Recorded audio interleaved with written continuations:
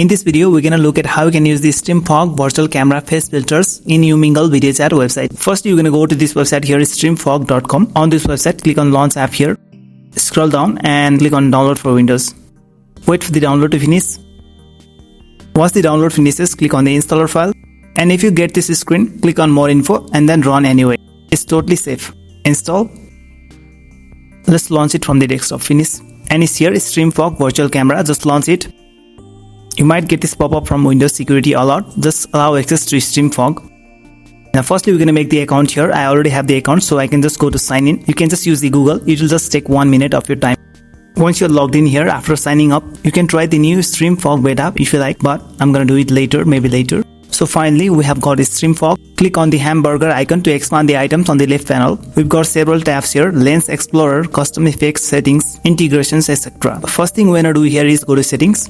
Here are some instructions to set up the virtual camera. We can scroll down here, choose your default camera. I'm using the integrated camera and choose the resolution.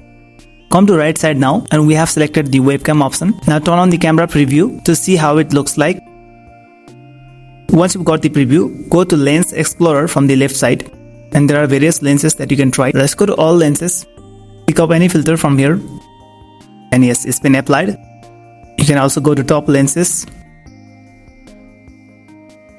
Once you've set up the Streamfog on PC, launch your browser and you're going to go to Umingle website. Click on video. We're going to go to camera settings, click on the drop down arrow and select the Streamfog virtual camera here. Once it's done, go back to Streamfog and disable this preview and go to Umingle.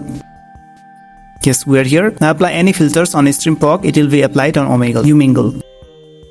Go back.